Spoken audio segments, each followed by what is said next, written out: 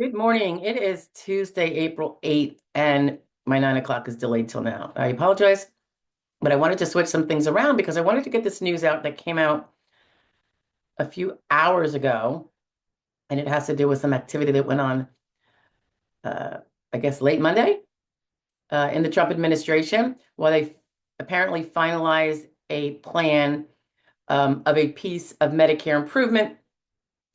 And let's just go at it because I saw it a few hours ago. I looked again and no one's reporting on it except strangely Axios suddenly is, coming out and actually reporting on news that isn't fear mongering. So let's go at it. And I think it's really important because there's been so much false news about, and I see it on here, and I'm surprised at the number of people that are so misinformed. So that's why we're always trying to put out the actual events and express plans of the actual officials that actually effectuate these things. So in this case, it says, this is the heading from Axios, Trump gives Medicare Advantage a big pay boost. Now, as you know, many people are on Medicare Advantage plan. This can be often a disabled person under the age 65 or a senior 65 or older who has Medicare based on age. And just as a brief refresher, because this is not my forte, Medicare Advantage plan is your Part C. A lot of people don't have an Advantage plan. They have traditional, which would be A and B, which you pay whatever the amount is this year, 180 something, and a month as your premium, and the rest is paid for by the Medicare insurance we've all been paying in for years. So you got A, B. If you don't want A, B, you can get a C, which supposedly covers A and B. And sometimes the C Advantage plans have zero premium. Sometimes they go a step further and they actually cover the amount of what would be your Medicare A and B, but you don't have, it does replace, I think, and do your due diligence on this, guys. We do have some Medicare people we can direct you to if you have questions. Just people we kind of partner with to have direction. And so C would be instead of A and B, your traditional Medicare. Supposedly the downfall of C Advantage plan is that it's very zip code oriented, extremely so, and you have to stay in their network versus Medicare traditional A and B. You can go anywhere in the country to any place that takes Medicare, and most do. And it's funny because remember, for health insurance to be creditable for those who don't take Medicare that could, I think creditable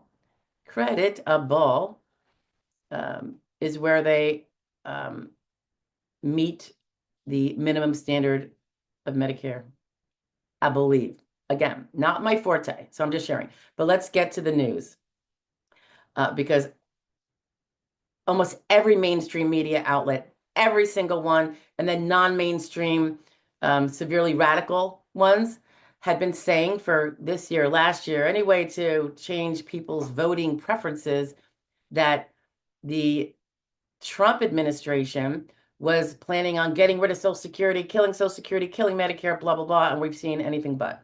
So let's go to the first big but for Medicare. According to Axios, and I'm just going off of their news item, okay? Private Medicare plans will get more than a $25 billion increase in federal payments for the 2026 plan year, according to a policy finalized by the Trump administration Monday. That would be Monday, April 7th, yesterday.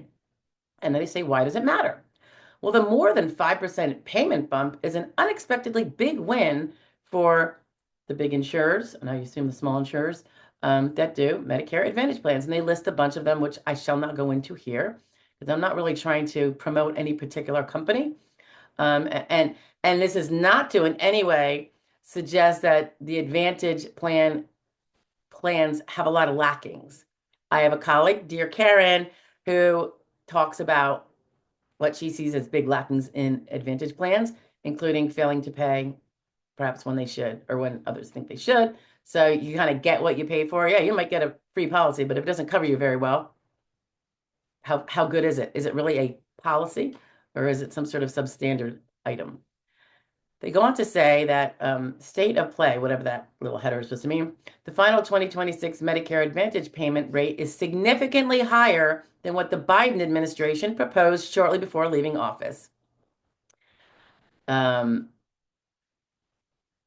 It says the Centers for Medicare and Medicaid Services said in a news release that the boost is mostly due to updated data on health spending that wasn't available when the proposal was released in January.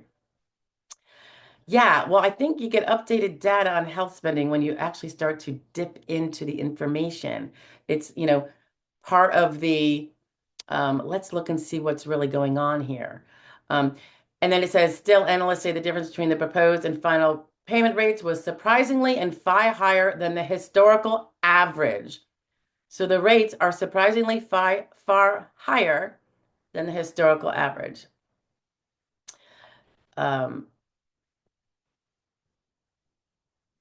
I don't even understand what the next statement is. So, but you guys can read it. So it says what they are saying. I don't know who they are.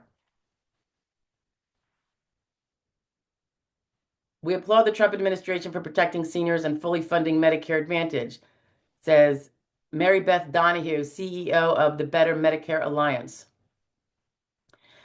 This is another quote. After 2 years of Medicare Advantage cuts, so that would be in the prior administration, this payment rate will provide stability for millions of beneficiaries who have faced plan closures, higher costs, and reduced benefits. And then Axios puts this out. Yes, but the Trump CMS will continue to implement controversial changes started in 2023 under Biden at making payments to plans more accurate. Wow, that's controversial, at making payments to plans more accurate. You see how this goes, guys? It's flabbergasting. It's controversial to make payments to plans more accurate. And some health insurers apparently lobbied the new administration to delay the changes. Well, I'm sure if they were taking a little grift, yes, they would. All right, so one thing that I understand this means is the extra money to Medicaid Advantage plans is to help better pay the providers within so that the provisions will be better had for the people. When it reminds me a little bit of Medicaid, but we're talking about Medicare Advantage. When they start cutting the fees that they will let providers receive for treating people on Medicaid, the free welfare healthcare system for the poor and not so poor at times, you lose providers willing to work in that arena. A lot of them won't take Medicaid. We have some that won't take Medicare, I believe. However, Medicare is far more robust, obviously, and they pay far better. So that is more of the rarer thing, I think. So increasing to bring in more doctors and make more health provisions available is a huge thing, obviously, and they're accolading it here. But that does not, I don't believe, have any bearing on the fact that the fraud needs to continue to be weeded out aggressively and gotten rid of with high accountability for those that engage in it. Not just lay people who try to cheat the system, but far more so the professionals that will encourage them to make a buck. Medicare fraud is huge, huge.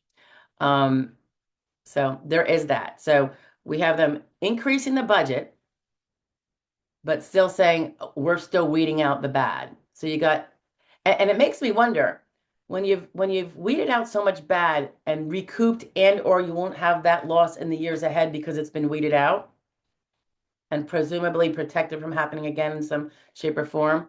That is a lot of extra money to go towards the people who use the program. And this is what many of us have been saying for a long time. Weed it out. Oh, it's not $38 trillion and won't cure the problem overnight. No, of course not. But guess what? It improves that program, doesn't it? We're seeing it right here, right now.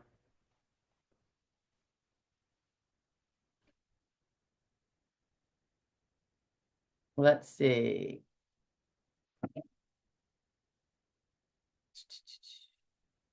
and they're just going into Mehmet Oz, who is the new CMS administrator, which I'm happy about. He plans on, this is still part of the Axios, going after overpayments to insurers and prior authorization issues. So that's part of that weeding out the incorrect payments to insurers. So while they're increasing the budget for healthcare coverage, they are not going to stop going after insurers who have double charged, triple charged, overcharged, perhaps for provisions that never even took place. We've all heard of that. And I know people who have gone through it where they see their explanation of benefits, which many of us ignore when we don't have a payment to make with it. It's like, oh, it's fully covered. Awesome. I'm a culprit of this. We're all busy people. And I have family of 4 plus my mom who has her own Medicare. And it's true. You didn't, who has the time with 60-hour work weeks and doing what you can in your community and for your family? But I guess it's a fact, and it will take professional weeders to get it out. There are times, and I know my grandmother-in-law used to talk about that. She's like, I would find a procedure on there for Henry, and it never happened. It never happened because she controlled, she was on top of everything when he was ill. It's going back like 30 years. And she just recently passed away a couple years ago. But in fact, ooh, we're like on her 2-year anniversary. Rest in peace, Granny. She was 96. She had a good long life. But there would be procedures, visits by doctors that never entered the room, that kind of thing, that were charging like their consult rate. So there's definitely BS. And that is what weeding out that stuff is all about. And when you do a good job at it, there's so much more money left in the pot taken from the taxpayers that it can go to properly fund things. So this is just what I'm getting at as an overall projection of what the intent is, guys. So when we're all, some of us, not you guys, but some people, naysaying and how dare they look at that? It's none of their business. Of course it's their business. They're working for us. They're working for us. And it is their business then because we told them to do it, and that's why they're voted in. Okay. That's about the end of the Axios. So it's pretty basic, but there's some set numbers in there, and I finalized last night, and a more than 5% increase, and one that is apparently surprisingly and notably larger than what the prior administration was willing to give Medicare Advantage. And that's a fact. All right. So I hope this is good news for most of you. I will talk to you later. Bye-bye.